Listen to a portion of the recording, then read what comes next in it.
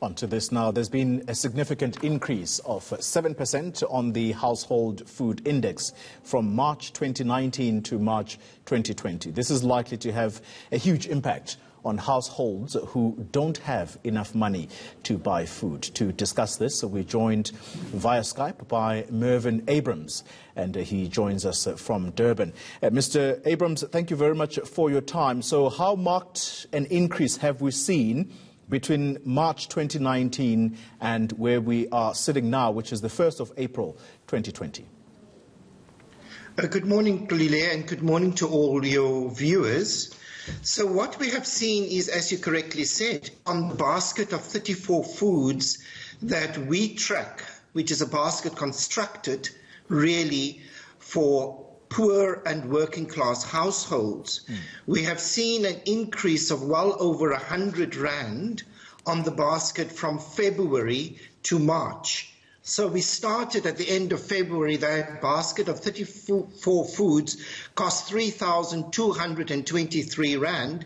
And at the end of March, by the 26th of March, we saw that basket now standing at 3,328 rand. Yeah.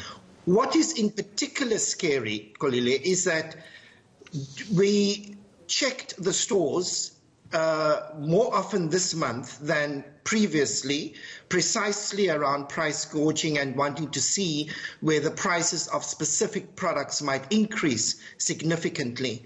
And what we saw was that within the first 2 weeks of March, that was just before the DTI brought out the regulations and the Competition Commission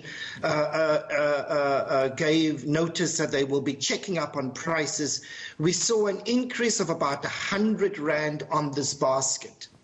What is particularly scary is that we saw almost a 10% increase in the price of bread, which is a staple food for most households in South Africa. Mr. Abrahams, this is most worrying, and I'm quite keen to hear from you because since the declaration of the national disaster regulations, we have seen some retailers taking chances and inflating prices, even though government officials appear to be breathing down heavily on those.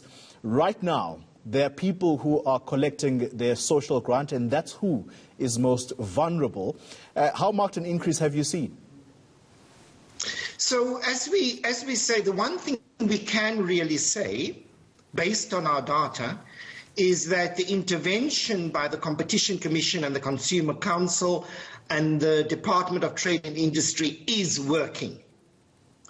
Because we saw the main increases happening just before the regulations came out.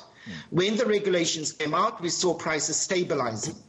So there was definitely a trend in that direction, which was arrested by the regulations of DTI and the Competition Commission. And so we would like to encourage them to continue to really look at prices across the retail sector. Yeah. What is another area of really worry is that because of the virus and because of the strong messaging around hygiene as a means to protect us, we are now seeing that poor and working class households are spending a larger part of their food budget on buying, for instance, the sunlight bars, the green bars, buying additional bottles of Jik, which are all good things.